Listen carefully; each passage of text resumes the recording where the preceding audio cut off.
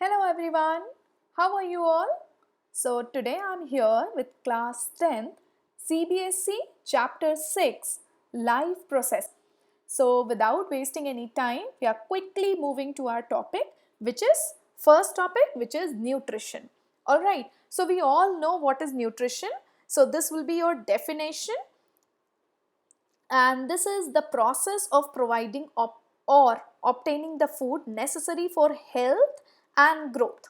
Like हमें अपने आप को हेल्दी रखने के लिए जितनी भी एनर्जी चाहिए या जो भी चीज़ें चाहिए वो हमें मिलती है कुछ स्पेसिफिक चीज़ों से, और वो स्पेसिफिक चीज़ें जो हम कंज्यूम करते हैं that comes under nutrition. Alright, so अपने आप को हेल्दी रखना, दैट इज आपकी बॉडी को मेंटेन करना, एज वेल एज आप ग्रो भी करते हो. एक छोटा बच्चा बड़ा होता है, so that growth includes formation of several cells, formation of several tissues, so all those things are also going to utilize energy. और इन सब के लिए जो एनर्जी हमें मिल रही है वो एक ही प्रोसेस से मिल रही है, that is through nutrition. So you can take it as obtaining food which is necessary for health and growth.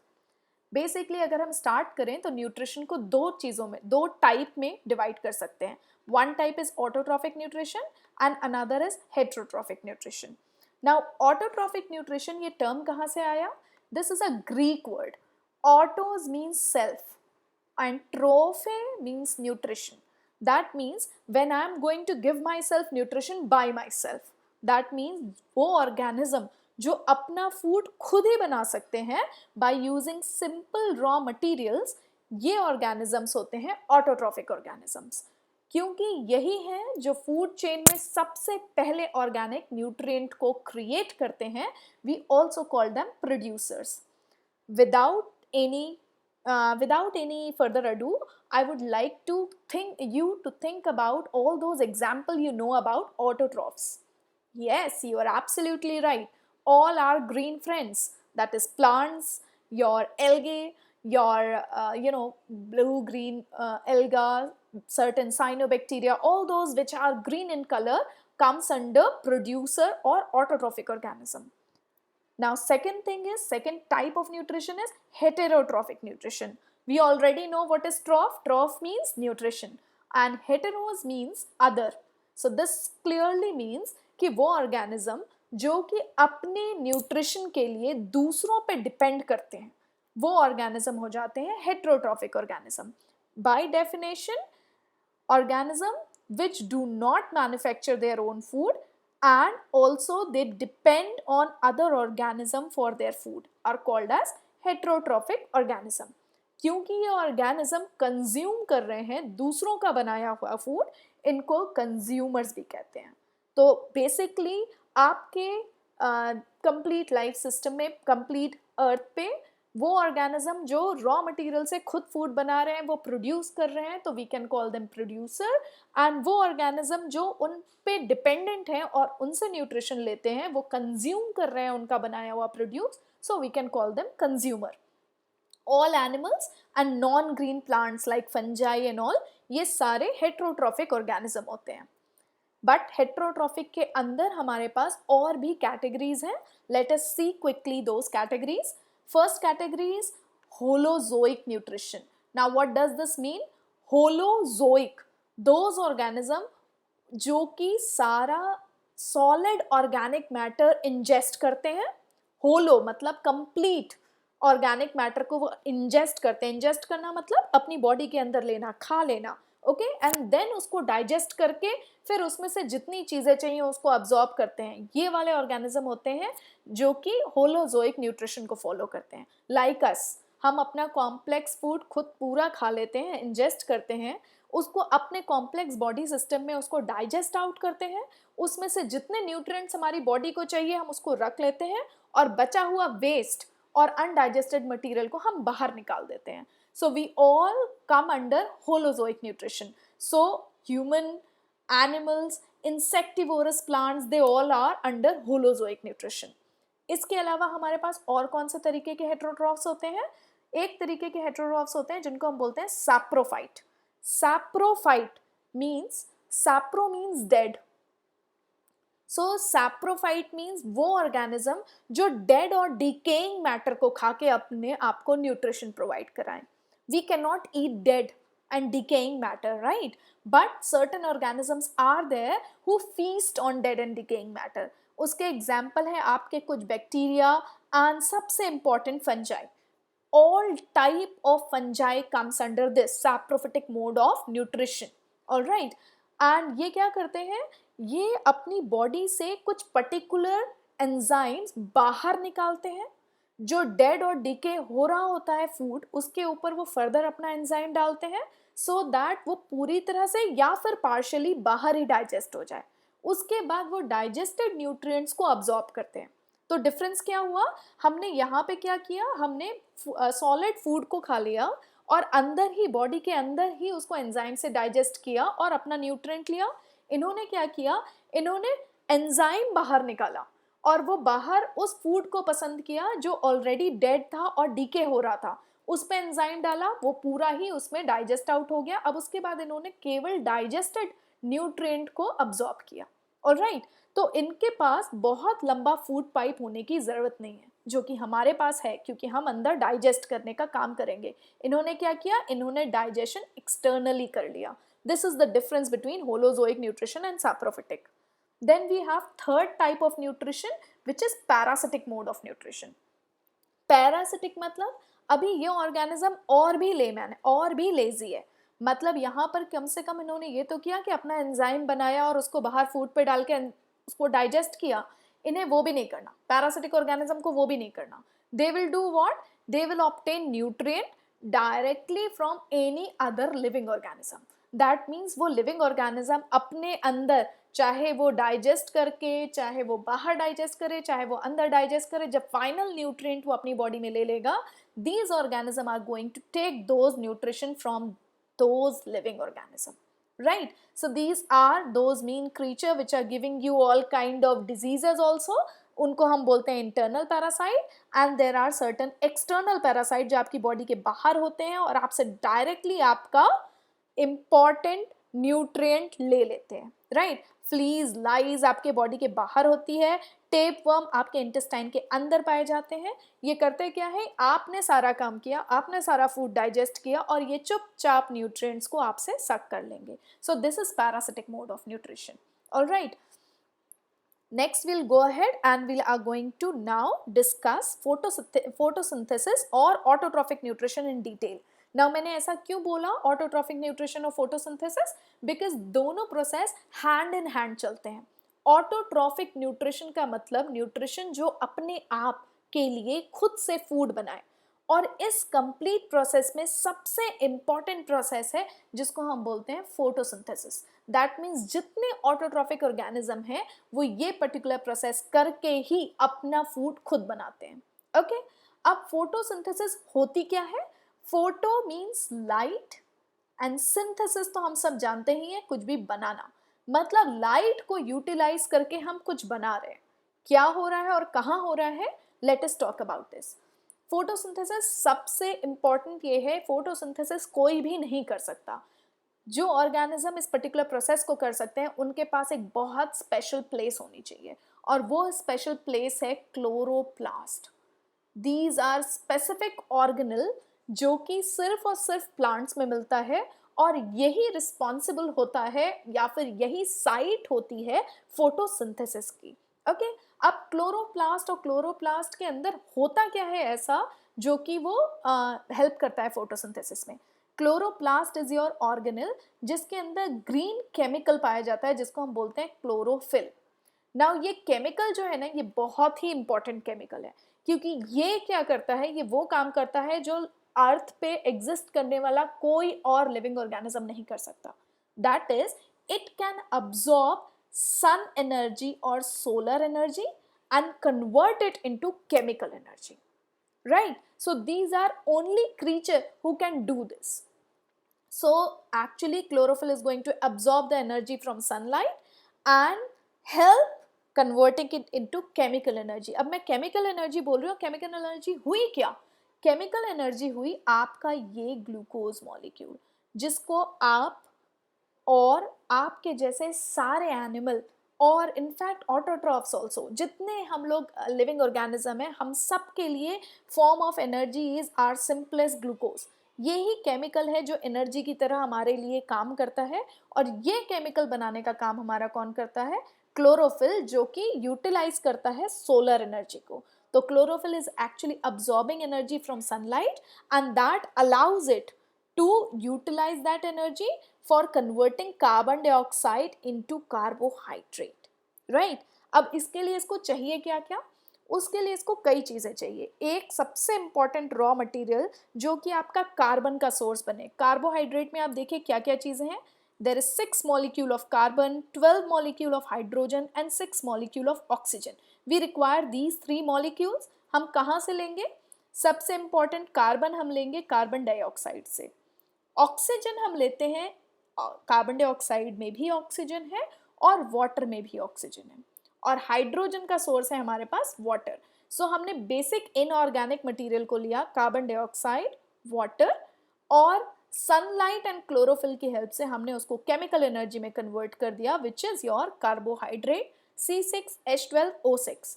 उसके बाद हमारे पास थोड़े से बाई प्रोडक्ट्स होते हैं। हमारा 6 वाटर मॉलिक्यूल भी बाहर निकलता है, और ये बाई प्रोडक्ट जो है 6 का ऑक्सीजन बाहर निकलता है। Now this actually makes are green plants our own life line, because अगर ये ग्रीन प्लांट नहीं होंगे तो आपकी अर्थ पे ऑक्सीजन नहीं होगा, which is very much necessary for you to survive. So green plant nahi, not only they are providing you your nutrition, they are also providing you oxygen as well. Let us look at this equation again, because this is most important equation and this comes very frequently in boards and other exams as well. All right, so let us see the balancing as well. 6 CO2 plus 12 H2O in presence of sunlight and chlorophyll gives out glucose molecule, which is C6H12O6 plus 6H2O plus 6O2. all right, let us go ahead.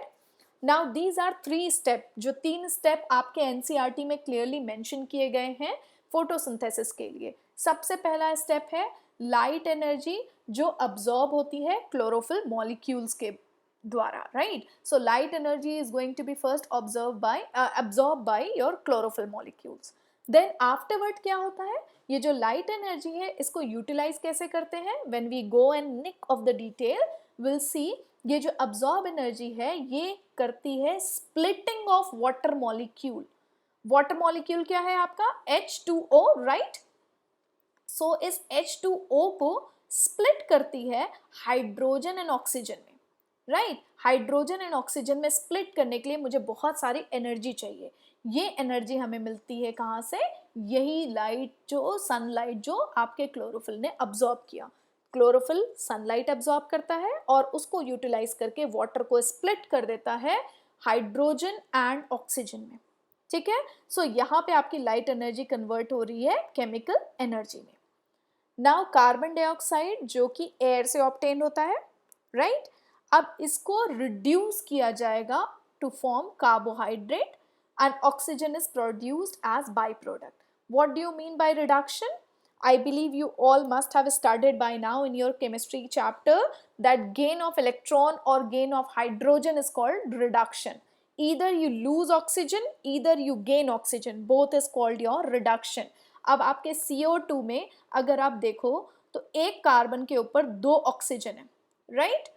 लेकिन अगर आप C6H12 and O6 में आप देखोगे तो अब आप बताओ कार्बन ऑक्सीजन का रेशियो कितना रह जाता है? यहाँ पे 1 कार्बन इज टू 2 ऑक्सीजन, यहाँ पे 1 कार्बन इज टू 1 ऑक्सीजन, और साथ ही साथ इसमें 1 कार्बन के साथ 2 हाइड्रोजन ऐड हो गए, तो दोनों ही रिडक्शन है। ऑक्सीजन का कम होना भी रिडक्शन है, हाइड्रोजन का बढ़ना भी रिडक्शन है। That is why we are calling it reduction of carbohydrate, reduction of carbon dioxide. So carbon dioxide is going to be reduced to carbohydrate and oxygen is going to be produced as byproducts. So these are 3 main steps of your autotrophic nutrition or photosynthesis. Let us go ahead. ये भी एक बहुत common question है board का, that what all are requirement for photosynthesis. अगर ये question आपके पास आता है तो आप सिर्फ कार्बन डाइऑक्साइड वाटर नहीं लिखेंगे, आपको उसमें क्लोरोफिल और सनलाइट भी लिखना पड़ेगा। राइट, रॉ मटेरियल आपका कार्बन डाइऑक्साइड एंड वाटर ही है, लेकिन इन दोनों रॉ मटेरियल को यूटिलाइज करने के लिए आपको क्लोरोफिल और सनलाइट भी चाहिए। तो बेसिकली आपके फोटोसिंथेसिस के लिए 4 इंपॉर्टेंट रॉ मटेरियल हो जाते हैं या फिर रिक्वायरमेंट हो जाते हैं। ये क्वेश्चन आपको रिक्वायरमेंट की तरह भी पूछा जा सकता है और या फिर रॉ मटेरियल की तरह भी पूछा जा सकता है। सो पहला रिक्वायरमेंट है आपका क्लोरोफिल, जिसमें 2 पॉइंट मैंने लिखे हैं, आप देख लीजिए। Chlorophyll are green pigments found in all photosynthetic organism and they are responsible for green color, and young stems and fruits are also going to have chlorophyll in it, and lower plants like algae and whole plant algae उसमें भी आपका green colour होता है जिसकी वजह से वो photosynthesis कर सकता है। कार्बन डाइऑक्साइड हम सब जानते हैं एयर में अराउंड 0.03 टू 0.04% कार्बन डाइऑक्साइड पाई जाती है। आपके जितने टेरेस्ट्रियल प्लांट हैं, that is plants which are growing on land, ये सारे इसी कार्बन डाइऑक्साइड को यूज करते हैं, जिसको हम एटमॉस्फेरिक कार्बन डाइऑक्साइड भी बोल सकते हैं। और आपके जितने एक्वेटिक प्लांट हैं वो कार्बन डाइऑक्साइड जो कि वाटर में डिजोल्व है उसको यूज करते हैं, राइट।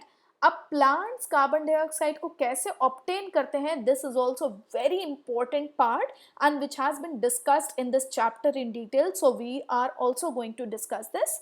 सो इसके लिए इनके पास स्पेशल पोर्स होते हैं जिनको हम बोलते हैं स्टोमेटा। ये कहाँ पे प्रेजेंट होते हैं, ये सरफेस ऑफ लीफ पे प्रेजेंट होते हैं। We will discuss this point a little later. Third requirement जो आपकी है फोटोसिंथेसिस की वो है वाटर।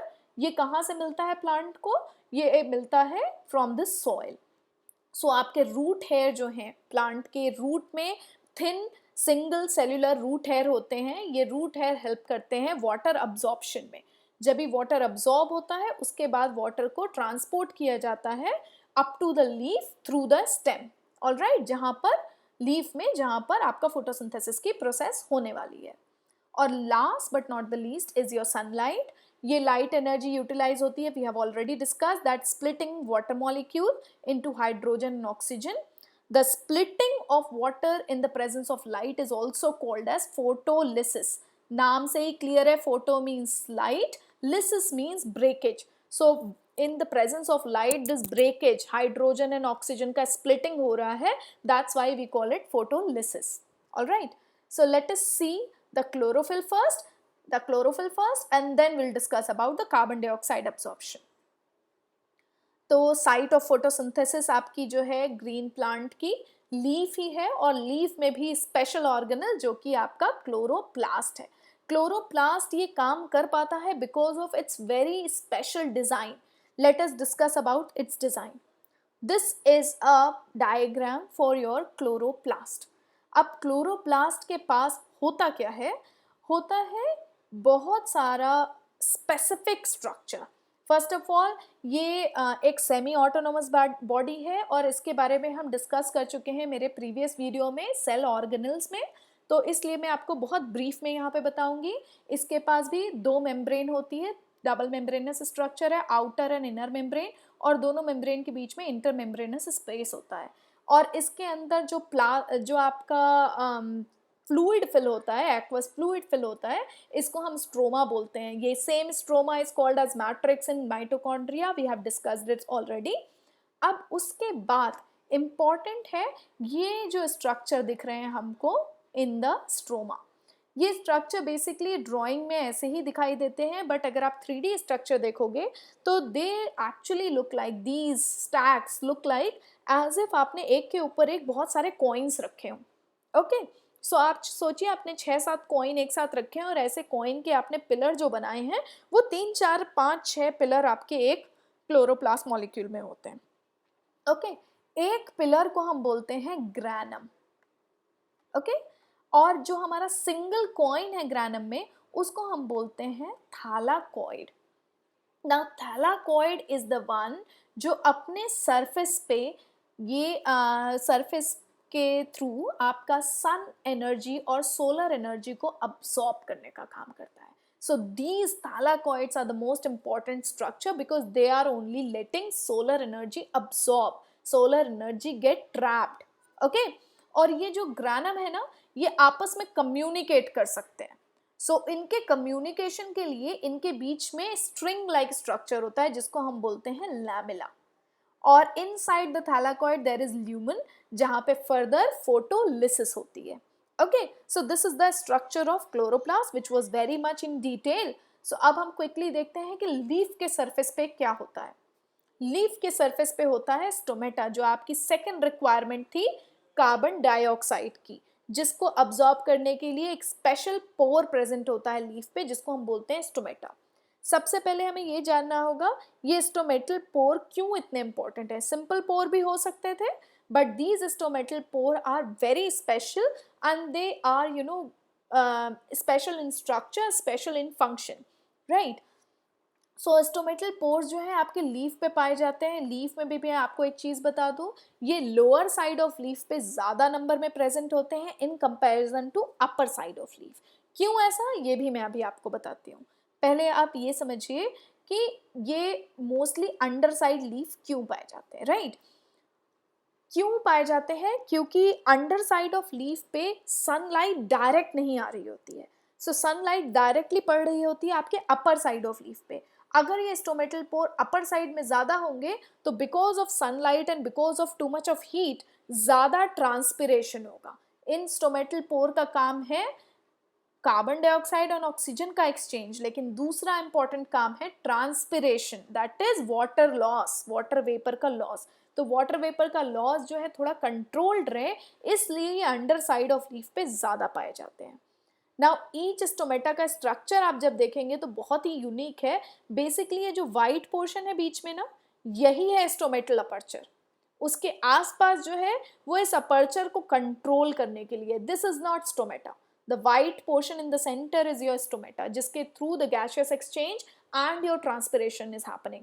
जो स्टोमेटा का फंक्शन भी बहुत कॉमन क्वेश्चन है, बहुत बार पूछा जाता है. दो मेजर फंक्शन है, again I am telling you. One is your gaseous exchange, that is exchange of carbon dioxide and oxygen, and दूसरा आपका transpiration, that is loss of water vapor. अब ये जो आपको बाहर ये ग्रीन कलर का स्ट्रक्चर दिख रहा है जिसमें भी क्लोरोफिल भी प्रेजेंट है, ये ग्रीन कलर का स्ट्रक्चर जो है ना, इसको हम बोलते हैं गार्ड सेल्स, राइट. ये गार्ड सेल्स क्या करते हैं, ये गार्ड करते हैं स्टोमेटल अपर्चर को. दैट मीन्स जिस वक्त ज़रूरत है उसी वक्त इस स्टोमेटल पोर को ओपन किया जाएगा, और जिस वक्त ज़रूरत नहीं है उस वक्त इस स्टोमेटल पोर को बंद कर दिया जाएगा, ताकि एक्सेसिव लॉस ना हो वाटर का. Again same reason because of which more number of stomatal pore are found on underside of leaf, right. अब ये क्लोजिंग एंड ओपनिंग होती कैसे है. क्लोजिंग एंड ओपनिंग का बहुत ही स्पेशल मैकेनिज्म है. पहले तो आप ये देखो कि ये जो आउटसाइड वाला वॉल है आपके गार्ड सेल का, दैट इज थिन, लेकिन बीच में जो इनर साइड का वॉल है वो बहुत थिक है, राइट. सो जब भी ये स्टोमेटल पोर जो है ना, ये किडनी बीन शेप का होता है in all your dicot plant. अगर आप मोनोकॉट प्लांट की बात करेंगे जैसे कि आपका राइस, वीट, मेज, तो उसमें ये स्ट्रक्चर थोड़ा सा डिफरेंट होता है. यहाँ पर इसका शेप आप देख सकते हैं सेमी सर्कल और रादर आल से क्रेसेंट शेप है, जिसको हम कॉमनली किडनी बीन शेप कहते हैं. लेकिन अगर आप बात करें मोनोकॉट प्लांट की तो वहाँ पर ये डम्बल शेप के दिखाई देते हैं, राइट. सो यहाँ पे स्ट्रक्चर लेकिन दोनों का कॉमन इस मामले में रहता है कि इनर वॉल जो है थिक होती है in comparison to outer wall. Inner membrane is thicker than outer membrane. Reason being कि ये जो ओपनिंग एंड क्लोजिंग है ये कंट्रोल होती है वाटर मूवमेंट से. That means when it is morning time and my plant want to do photosynthesis because sun is there, sun है तो मुझे उसी वक्त फोटोसिंथेसिस करनी पड़ेगी. तो उस समय क्या होता है, ये स्टोमेटल जो आपकी गार्ड सेल है ना, ये बाहर से आपकी ये दूसरे वाली सेल्स जो दिख रही हैं एपिडर्मल सेल, इनसे वाटर ले लेते हैं. जब ये वाटर ले लेते हैं तो दे बिकम टर्जिड, टाइट हो जाते हैं. बिकॉज ऑफ टाइटनिंग, ये थिन वॉल है बाहर तो वहाँ पे स्ट्रेचिंग होगी, और ये थिक वॉल है तो यहाँ पे स्ट्रेचिंग कम होगी. तो यहाँ पे स्ट्रेचिंग कम होने की वजह से ये स्टोमेटल अपर्चर खुल जाता है. यहाँ पे स्ट्रेचिंग पूरी है, यहाँ पे कम है, उस वजह से ये स्टोमेटल अपर्चर खुल जाता है जैसे ही गार्ड सेल में पानी आता है और गार्ड सेल स्वेल कर जाते हैं, ओके. और जब शाम का टाइम आ जाता है, जब सन नहीं है और हमें फोटोसिंथेसिस नहीं करनी है, तो उस वक्त क्या होता है, आपका ये जो गार्ड सेल है ये पानी बाहर निकाल देता है वापस. जैसे ही पानी बाहर निकलता है ये श्रंकन हो जाता है, फ्लासिड हो जाता है, तो ये वापस से ये स्टोमेटल अपर्चर आपका बंद हो जाता है। ऑलराइट, तो ये वाटर मूवमेंट जो है गार्ड सेल में अंदर बाहर ये कंट्रोल करती है opening and closing of your stomatal aperture. Alright, now let us move ahead. This is the TS of your leaf, that is transverse section. यहाँ पर आपको दिख सकता है कि ये जो सबसे ऊपर वाला पार्ट होता है लीफ का, जो आपको थोड़ा डार्क कलर का दिखाई देता है और थोड़ा शाइनी भी होता है, वो इसी वजह से होता है, जो कि है आपका वैक्सी क्यूटिकल। सो ऊपर आपके लीफ के अपर पोर्शन पे वैक्सी क्यूटिकल मिलता है, उसके नीचे आपका अपर एपिडर्मिस, देन आपके पेलिसाइड मेसोफिल एंड स्पॉन्जी मेसोफिल, और देन लोअर साइड पे लोअर एपिडर्मिस के साथ आप देख सकते हैं कि लोअर एपिडर्मिस बीच बीच में इंटरप्टेड होता है, इसी इंटरप्शन को हम स्टोमेटा कहते हैं, और यहाँ पर सबसे commonly oxygen and carbon dioxide का एक्सचेंज होता है। इसके अलावा दूसरा फंक्शन है transpiration, that is loss of water. Right, so अब आपको ये समझ में आ गया बेसिकली कि प्लांट कैसे क्रिएट कर रहा है आपका carbohydrate. Carbohydrate is the simplest form of sugar, right, और शुगर ही हमारे लिए केमिकल एनर्जी है। सो आपका प्लांट ही रिस्पॉन्सिबल है इनऑर्गेनिक मटेरियल से ऑर्गेनिक शुगर बनाने के लिए। ऑलराइट, अब ये जो शुगर प्रोड्यूस होती है प्लांट में, वो किस फॉर्म में स्टोर होती है? वो स्टोर होती है स्टार्च के फॉर्म में। So plant store the sugar in form of starch. What happens in animal? Animal में यही फूड, यही शुगर स्टोर होती है ग्लाइकोजन के फॉर्म में। कहाँ पे होती है ये लिवर सेल्स में होती है। ओके, स्टार्च आपका कहाँ पे होता है? इन फॉर्म ऑफ फ्रूट्स, वेजिटेबल, जितने एक्स्ट्रा पार्ट हैं जो आप खाते हैं अपने न्यूट्रिशन के लिए, उन सब में आपको स्टार्च मिलता है, that is produced and stored by your plant. And human में आपने जितना खाना खाया उसमें से जो एक्स्ट्रा बचता है उसको फर्दर स्टोर करना है, तो स्टोरेज पार्टिकल आपकी बॉडी में है ग्लाइकोजन। अब हम आ जाते हैं holozoic nutrition in amoeba. Okay, that is the next thing. छोटा सा ये दिया हुआ है क्योंकि आपने प्रीवियस क्लासेस में भी इसको समझा हुआ है, तो will quickly go through it. Amoeba आप जानते हैं अच्छी तरह, it's a single cellular organism with no exact shape, right. So this organism has got flexible cell membrane because of which it can move by making pseudopodia, या फिर इनको हम क्या कहते हैं? false feet भी कहते हैं। जैसे ही अमीबा कोई फूड पार्टिकल सेंस करता है, it start creating pseudopodia around it, right. ये अपने फॉल्स फीट बढ़ाता है so that it can encircle और पकड़ ले ये फूड को। ओके, जैसे ही ये पकड़ लेता है फूड को, ये दोनों स्यूडोपोडिया आपस में चिपक जाते हैं and they fuse, and so that this central portion जिसमें आपका फूड है वो एक फूड वैक्यूल की तरह क्रिएट हो जाता है, राइट। अब इस फूड वैक्यूल में क्या क्या आ गया? क्योंकि ये फ्रेश वाटर ऑर्गेनिज्म है तो इसके चारों तरफ वाटर ही वाटर है, तो इसने फूड के साथ थोड़ा सा वाटर भी अपने इस वैक्यूल में क्लोज कर लिया, तो फूड प्लस वाटर की ये वैक्यूल बन गई। अब उसके बाद ये क्या करता है?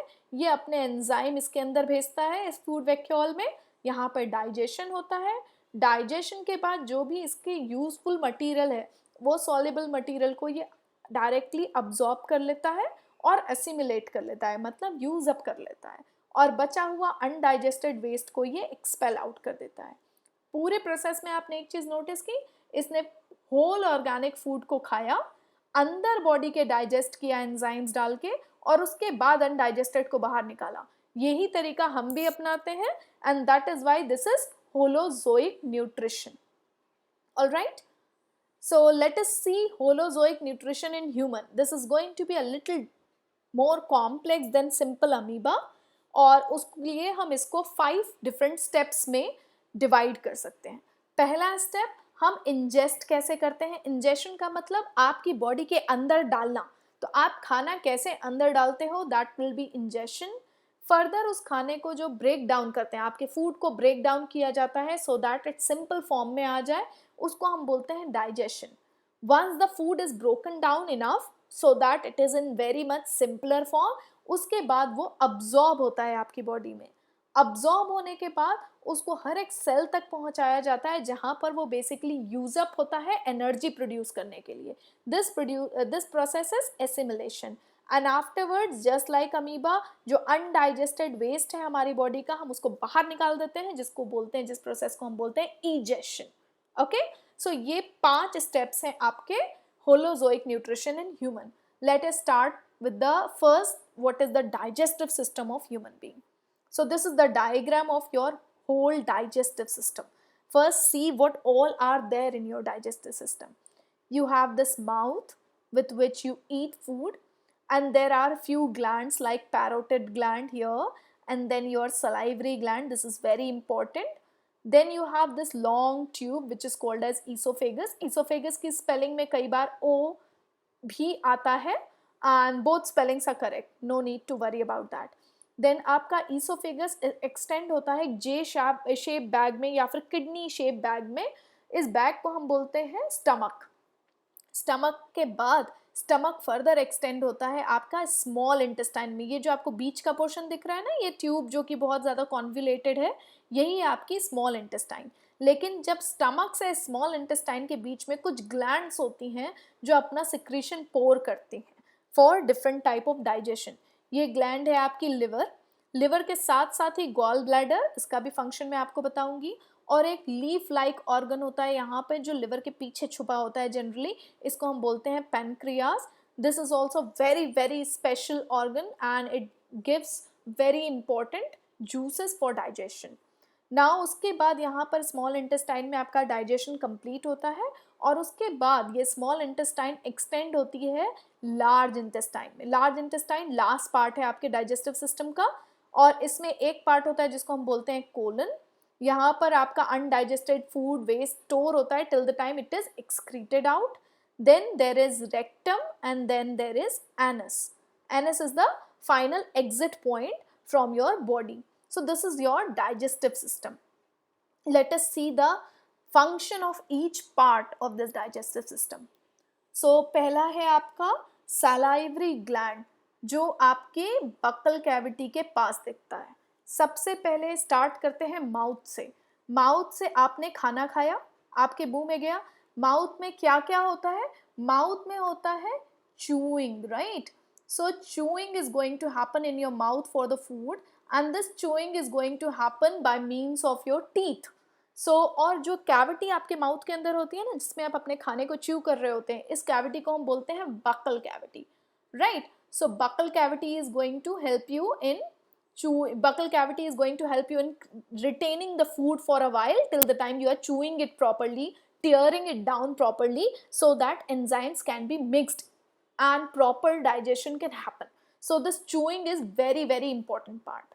Now पहला ग्लैंड जो आपके मुंह में ही, आपके बकल कैविटी में ही अपना सिक्रीशन सिक्रीट आउट करता है, वो ग्लैंड है salivary gland. Now salivary gland आपको क्या देता है? इस एंजाइम का नाम होता है salivary amylase, right? Salivary amylase. Salivary amylase जो है ये सबसे पहला एंजाइम है जो डाइजेशन की शुरुआत करता है. और ये काम किसके ऊपर करता है? आप जो फूड खाते हो उसमें 3 मेन कंपोनेंट होते हैं. एक होता है कार्बोहाइड्रेट, दूसरा है प्रोटीन, और तीसरा है फैट. आपका अमाइलेज काम करता है कार्बोहाइड्रेट पे, ओके? तो आपके मुंह के अंदर ही कार्बोहाइड्रेट का डाइजेशन स्टार्ट हो जाता है. Please note it down, it only start there, it doesn't finish, okay?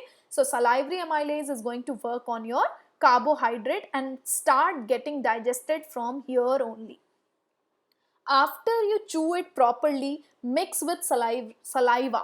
Salivary gland is actually sending the saliva, the liquid content, because of which your food gets into semi liquid form, right? आपका food आपके मुंह के अंदर आने के बाद थोड़ा semi solid semi liquid सा हो जाता है ना, वो इसलिए होता है क्योंकि सलाइवरी ग्लैंड जो है सलाइवा देता है. सलाइवा के अंदर ये एंजाइम जरूर है, लेकिन उसके साथ उसके अंदर बहुत सारा वाटर भी है, जिसकी वजह से वो सेमी सॉलिड हो जाता है. सेमी सॉलिड होने के बाद अब ये फूड आपके फूड पाइप में फर्दर जाता है. ये फूड पाइप जो है, this part is called as oesophagus. यहाँ पर बहुत इंपॉर्टेंट पार्ट होता है. ये जो फूड आपने खाया, ये छोटे छोटे चंक्स में ईसोफेगस में नीचे जाएगा, और ये जो छोटे छोटे चंक्स है ना, इनको हम बोलते हैं बोलस, ठीक है? तो छोटे छोटे बोलस में ये नीचे जाता है. लेकिन ये जो नीचे जाता है ना, ये ग्रेविटी के इफेक्ट की वजह से नहीं जाता, ये बल्कि जाता है स्ट्रॉन्ग मस्कुलर मोशन और strong muscular movement which happens in your oesophagus. इस मूवमेंट को हम बोलते हैं peristaltic movement. Peristaltic movement, right. ये पेरिस्टाल्टिक मूवमेंट ईसोफेगस में होता है, जिसकी वजह से आपका बोलस नीचे जाता है। इसलिए अगर आप बिल्कुल उल्टा होके भी खाएंगे ना, तो भी फूड आपके स्टमक में ही जाएगा, राइट। देन आपके स्टमक में फूड आ गया यहाँ ईसोफेगस से। अब स्टमक में क्या क्या होगा? स्टमक में 3 जूसेस आते हैं। एक सबसे इंपॉर्टेंट आपका गैस्ट्रिक जूस आता है। गैस्ट्रिक जूस जो है, गैस्ट्रिक जूस के अंदर आपकी कुछ चीजें होती हैं इंपॉर्टेंट, एंड उसमें सबसे इंपॉर्टेंट होता है आपका enzyme pepsinogen. Pepsinogen is actually precursor of pepsin, और पेप्सिन एंजाइम ही है जो कि डायरेक्टली काम करेगा। लेकिन ये पेप्सिनोजन के फॉर्म में क्यों है, प्रिकर्सर के फॉर्म में क्यों है, और उसको कौन एक्टिवेट करेगा? तो ये डीएक्टिवेटेड एंजाइम को एक्टिवेट करने के लिए स्टमक खुद ही काम कर लेता है। वो 2 और चीजें भेजता है। क्या भेजता है? एक भेजता है आपका HCl, that is hydrochloric acid, और दूसरी चीज भेजता है म्यूकस, राइट। सो आपका क्या होता है, ये जो HCl है इसका 2 काम होता है। Hydrochloric acid, we all know what is hydrochloric acid, it's a very strong acid. ये क्या करता है? ये पेप्सिनोजन को पेप्सिन में कन्वर्ट कर देता है, राइट। और दूसरा काम करता है, क्योंकि आपने फूड खाया है उसके अंदर बहुत सारे बैक्टीरिया या बहुत सारे अनवांटेड टाइप के माइक्रोऑर्गेनिज्म हो सकते हैं, उनको ये किल कर देता है। लेकिन अब इतना स्ट्रॉन्ग एसिड अगर आपके स्टमक में है, तो आपके स्टमक की वॉल को तो बिल्कुल जल जाना चाहिए, बिल्कुल ही उसमें छेद हो जाने चाहिए। वो ना हो, उसके लिए ये तीसरी चीज़ है, which is mucus. Mucus is very thick and slimy substance. ये क्या करता है? ये आपके इंटरनल जो आपका स्टमक का लाइन है ना, उसको पूरा कवर कर लेता है, सो दैट कि HCl का असर ना हो आपके स्टमक के इनर लाइनिंग पे, ठीक है। सो गैस्ट्रिक जूस में आपके पास पेप्सिनोजन और HCl है, और साथ ही साथ आपके पास म्यूकस सिक्रीट होता है स्टमक के इनर लाइनिंग में, सो दैट HCl का कोई उसके ऊपर बुरा असर ना हो, उसके इनर लाइनिंग में कोई भी होल्स एंड ऑल क्रिएट ना हो। और पेप्सिनोजन को HCl जो है पेप्सिन में कन्वर्ट कर देता है। अब पेप्सिन हो गया। अब पेप्सिन एंजाइम किस पे काम करेगा? अभी तक कार्बोहाइड्रेट का डाइजेशन आपके मुंह में शुरू हो गया था, माउथ में, बकल कैविटी में। अब दूसरे सब्सटेंस का डाइजेशन यहाँ पे शुरू होता है, and that substance is your protein. Alright, so protein का डाइजेशन की रिस्पॉन्सिबिलिटी आपके पेप्सिन पे होती है। अब पेप्सिन भी, यहाँ पर भी प्रोटीन का डाइजेशन स्टार्ट होता है, फिनिश नहीं होता। ओके, सो यहाँ से प्रोटीन का डाइजेशन भी स्टार्ट हो जाता है। अब उसके बाद क्या होता है, यहाँ स्टमक के अंदर फूड तो आ गया, लेकिन स्टमक के बाद अब आपके पास जो ट्यूब है ना, small intestine, it is comparatively very thin tube. अब इस थिन ट्यूब में अगर आप अपने स्टमक को देखो तो बहुत बिग है। अगर वो सारा फूड एक साथ देगा तो ये ओवरलोड हो जाएगा। सो इसलिए यहाँ पर स्टमक के पास आपके पास होते हैं स्पिंक्टर्स। स्टमक स्पिंक्टर्स ये क्या करते हैं? ये कंट्रोल करते हैं opening and closing of stomach. तो आपके स्टमक से फूड एक स्पेसिफिक क्वांटिटी में ही एक बार में स्मॉल इंटेस्टाइन में जाए, एक रेगुलेटेड मैनर में जाए, उसके लिए आपके स्टमक स्पिंक्टर हेल्प करते हैं। अब फूड फिर से छोटे छोटे पार्ट में होकर आपके स्मॉल इंटेस्टाइन में आता है, लेकिन स्मॉल इंटेस्टाइन में जैसे ही वो एंटर होता है, हमें यहाँ पे 2 बड़े बड़े ग्लैंड दिखाई दे रहे हैं। एक तो है आपका लिवर, जो कि लार्जेस्ट ग्लैंड ऑफ बॉडी है, और दूसरा आपको यहाँ पे दिख रहा है ये लीफ जैसा येलो कलर का एक और gland, which is also known as pancreas. बीच में एक और नाम है गॉल ब्लैडर, इसके बारे में भी अभी हम बात करते हैं। सबसे पहले देखते हैं लिवर क्या करता है। लिवर क्या करता है? लिवर कोई एज सच एंजाइम नहीं देता। लिवर आपको देता है एक specific juice which is called as bile juice. Okay, now bile juice क्या करता है? ये बाइल जो है ये बहुत इंपॉर्टेंट काम करता है। बाइल जूस में आपके पास बाइल सॉल्ट होते हैं। ये बाइल सॉल्ट क्या करते हैं? जो आपके खाने में तीसरा सब्सटेंस है ना, फैट, उसके ऊपर एक्ट करने का काम करते हैं। तो उसके ऊपर ये एक्ट कैसे करेंगे? एक, देखो ये क्या करते हैं, अभी तक आपके पास HCl सिक्रीट हुआ था स्टमक में, तो यहाँ पे एसिडिक एनवायरनमेंट था, तो बाइल सबसे पहले उस एसिडिक एनवायरनमेंट को वापस एल्कलाइन बनाने का काम करेगा। That means bile is very alkaline in nature, this is one thing. Second, मैंने आपको बताया ये फैट के ऊपर एक्ट करेगा। तो फैट के ऊपर मैंने बोला ये एंजाइम है ही नहीं, तो ये फैट को ब्रेक डाउन तो कर ही नहीं सकता, तो ये करेगा क्या? ये करेगा ये कि फैट, क्योंकि आपके बॉडी के अंदर सारा कुछ वाटरी इन्वायरमेंट है, तो वाटर के अंदर फैट तो बहुत अच्छे से सॉल्युबल होता नहीं है, तो वो एक बिग चंक की तरह पड़ा होगा। तो ये क्या करता है, ये फैट के साथ मिक्स होकर उसको बहुत छोटे छोटे ग्लोब्यूल्स में तोड़ देता है। तो एक बड़ा ग्लोब्यूल छोटे छोटे ग्लोब्यूल्स में टूट जाएगा तो सरफेस एरिया बढ़ जाएगा ना। तो ये जो सरफेस एरिया बढ़ा ना, यही सरफेस एरिया बढ़ने की वजह से अब फैट का डाइजेशन बेटर हो सकता है, और इस प्रोसेस को हम बोलते हैं physical breakdown of fat, right. तो ये फिजिकली ब्रेक करता है, आपका केमिकल नेचर कुछ भी चेंज नहीं होगा फैट का, फैट वैसा का वैसा ही है, बस फैट के बड़े ग्लोब्यूल छोटे ग्लोब्यूल में कन्वर्ट हो जाते हैं, राइट। तो बाइल बहुत इंपॉर्टेंट काम करता है। अब इसमें हम बात कर लेते हैं गॉल ब्लैडर की। गॉल ब्लैडर का रोल क्या है? लिवर के पास, क्योंकि लिवर इतना बड़ा ग्लैंड है, वो हर वक्त बाइल प्रोड्यूस करता रहता है, वो अपना ये बाइल जूस को गॉल ब्लैडर में स्टोर कर देता है। तो जब भी ज़रूरत होती है तो बाइल जूस गॉल ब्लैडर ही भेज देता है आपके स्मॉल इंटेस्टाइन में, हर बार लिवर को एक्टिव होना ज़रूरी नहीं है। अब नेक्स्ट ग्लैंड की बात करते हैं, पेनक्रियास, जो कि अगेन बहुत ही इंपॉर्टेंट ग्लैंड है और इसको डुअल ग्लैंड भी बोलते हैं। डुअल ग्लैंड क्यों बोलते हैं? ये दो तरह का काम करती है। एक तो ये एंडोक्राइन ग्लैंड की तरह हार्मोन भी बनाती है, हार्मोन बना के आपकी बॉडी में भेजती है, और दूसरा ये एक्सोक्राइन ग्लैंड की तरह एंजाइम भी देती है। ये एंजाइम जो देती है, ये बहुत ही इंपॉर्टेंट एंजाइम है for digestion of all three different type of things which are present in your food, that is your carbohydrate, protein and fat. Carbohydrate को डाइजेस्ट, तो पेनक्रियास जो है बेसिकली पेनक्रियाटिक जूस भेजती है। पेनक्रियाटिक जूस में आपके पास होता क्या क्या है? पेनक्रियाटिक जूस में आपके पास पहला एंजाइम है अमाइलेज, इसको हम बोलते हैं पेनक्रियाटिक अमाइलेज एज वेल, ठीक है, क्योंकि ऊपर सलाइवरी अमाइलेज था तो यहाँ पे पेनक्रियाटिक अमाइलेज है। दूसरा हमारे पास होता है जिसको हम बोलते हैं, वो होता है लाइपेज। लाइपेज आपके फैट पे एक्ट करता है। और तीसरा एंजाइम जो होता है इसके अंदर, वो होता है ट्रिप्सिन। ट्रिप्सिन आपके प्रोटीन पार्ट पे एक्ट करता है, ठीक है। सो अभी क्या हुआ, आपके पास तीनों डिफरेंट फूड मटेरियल को डाइजेस्ट करने के लिए एंजाइम आपके पेनक्रियाटिक जूस में अवेलेबल है, राइट। सो स्टार्टिंग में आपके सलाइवरी ग्लैंड ने क्या किया था, उसने कार्बोहाइड्रेट को पार्ट्स में तोड़ा था, कंप्लीट नहीं किया था डाइजेशन। तो ये किन पार्ट्स में छोड़ देता है? ये छोड़ देता है आपके कार्बोहाइड्रेट को छोटे, मतलब कंपैरेटिवली छोटे पार्ट्स में, और कंप्लीट डाइजेशन जो है आपके पेनक्रियाटिक अमाइलेज से होता है। लाइपेज एक्ट करता है फैट पे, उसको फैट ग्लोब्यूल्स में पूरी तरह से फैटी एसिड और लाइपेज में कन्वर्ट कर देता है, फैटी एसिड एंड ग्लिसरॉल में कन्वर्ट कर देता है, और ट्रिप्सिन पूरी तरह से अमाइनो एसिड बना देता है आपके प्रोटीन को, ऑलराइट। उसके बाद क्या होता है, उसके बाद ये फूड जो है स्मॉल इंटेस्टाइन के फर्दर पार्ट में आ जाता है। स्मॉल इंटेस्टाइन के फर्दर पार्ट में क्या होता है, यहाँ पे मेजरली काम होता है अब्जॉर्प्शन का, ठीक है। तो स्मॉल इंटेस्टाइन के अंदर आपके पास बहुत सारे माइक्रोविलाई होते हैं। विलाई क्या होते हैं? जैसे आपका स्मॉल इंटेस्टाइन है ना, उसकी इनर लाइनिंग पे ये ऐसे फिंगर लाइक प्रोजेक्शन होते हैं। अगर आप बताओ, ये फिंगर लाइक प्रोजेक्शन अगर प्रेजेंट होंगे अंदर साइड पे, तो ये सरफेस एरिया को बहुत ज़्यादा बढ़ा देंगे। इस सरफेस एरिया के बड़े होने की वजह से अब्जॉर्प्शन बेटर होता है। इसीलिए आपके स्मॉल इंटेस्टाइन के दो पार्ट जो होते हैं, तीन पार्ट होते हैं basically, duodenum, jejunum, ileum. So last two parts में आपके माइक्रोविलाइज बहुत ज़्यादा मिलते हैं, जो कि अब्जॉर्प्शन करते हैं डाइजेस्टेड आउट न्यूट्रिएंट्स का।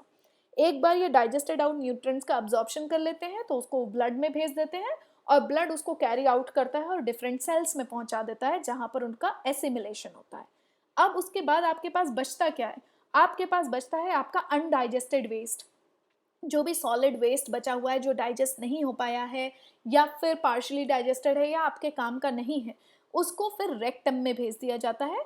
वहां पर वो कुछ देर के लिए स्टोर होता है, till the time it is excreted out और egested out through your anus, alright. So this is all about your complete digestive system. Let us have a quick recap in the terms of enzymes. Now the very first enzyme is secreted in your salivary gland, in your mouth by your salivary gland, जिसको हम बोलते हैं salivary amylase।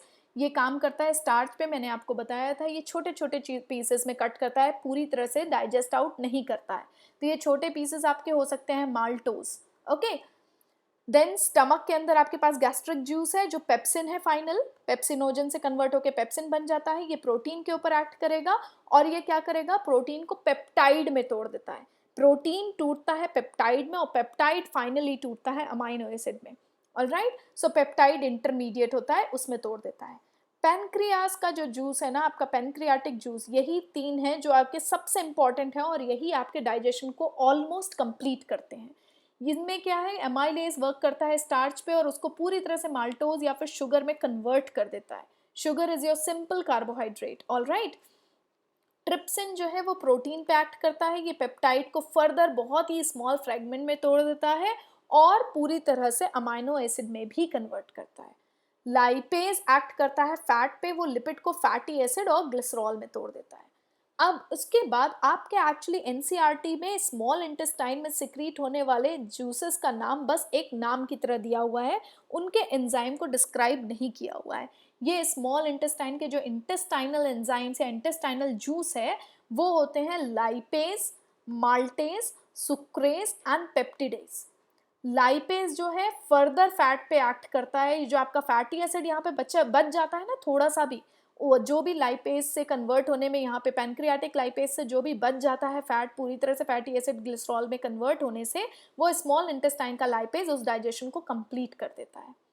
यहाँ पर maltase जो है, जो यहाँ पे माल्टोज बना था, यहाँ पर भी माल्टोज रहा था, उसको पूरी तरह से ग्लूकोज में कन्वर्ट कर देता है. दैट मीन शुगर में कन्वर्ट कर देता है. सुक्रेज जो है सुक्रोज पे काम करता है. सुक्रोज जो है स्पेशल टाइप की शुगर होती है जो कि फ्रूट्स में मिलती है, फ्रूट शुगर बोलते हैं. कई बार यहाँ पर भी आपका स्टार्च जो टूटता है वो सुक्रोज में भी टूटता है. सो यहाँ पर भी माल्टोज सुक्रोज दोनों का कंप्लीट डाइजेशन हो जाता है और वो ग्लूकोज में या फ्रक्टोज में कन्वर्ट हो जाते हैं. Now you have peptidase. Peptidase क्या करती है, यहाँ पे जो पेप्टाइड बच गया ना उसके ऊपर एक्ट करता है और उसको पूरी तरह से अमाइनो एसिड में कन्वर्ट करके छोड़ता है. यहाँ पर सारा आपका डाइजेशन कंप्लीट हो जाता है. All right. सो बेसिकली अगर आप सही तरीके से जाएं तो स्मॉल इंटेस्टाइन के अंदर ही आपका डाइजेशन कंप्लीट होता है. बट इस पर्टिकुलर एंजाइम का, स्मॉल इंटेस्टाइन के जूसेस के एंजाइम का डिस्क्रिप्शन आपके एनसीईआरटी में नहीं है, तो आप सिर्फ एक लाइन लिख सकते हैं that digestion completes in small intestine by the help of intestinal juices. But आपके पास डिस्क्रिप्शन जो एनसीईआरटी में है वो पैनक्रियाटिक एंजाइम तक ही है. All right. एक छोटी सी बात और यहाँ पे हम क्विकली रिवाइज करेंगे दैट लिवर सिक्रीट बाइल जो कि ग्रीनिश येलो लिक्विड है, लिवर में बनता है और स्टोर होता है गॉल ब्लैडर में. करता क्या है, ये इमल्सिफिकेशन ऑफ फैट करता है, यानी फैट को बड़े ग्लोब्यूल से छोटे ग्लोब्यूल में तोड़ देता है. All right. जल्दी से देख लेते हैं, ये चीज़ें मैंने आपको पहले भी बता दी हैं कि स्मॉल इंटेस्टाइन में एब्जॉर्प्शन होता है फर्दर और उसके बाद वहाँ पे विलाई के थ्रू अब्जॉर्प्शन हो जाता है डाइजेस्टेड फूड का और यहाँ से फूड जो है ब्लड के थ्रू आपके बाकी सेल्स में चला जाता है. वहाँ पर सेल्स के अंदर असिमिलेशन होता है डाइजेस्टेड फूड का. दैट मीन्स इसको कार्बोहाइड्रेट या बाकी जितने भी आपके डाइजेस्टेड फूड है ना, सिंपलेस्ट मटेरियल, इनको यूटिलाइज किया जाता है और फर्दर ब्रेक डाउन करके एनर्जी ऑब्टेन की जाती है और यूज़ किया जाता है उसको न्यू टिश्यूज़ और ओल्ड टिश्यूज़ को रिपेयर करने में, न्यू टिश्यूज़ बनाने में और ओल्ड टिश्यू को रिपेयर करने में. सो this is all about your nutrition. We'll quickly do the next topic which is respiration.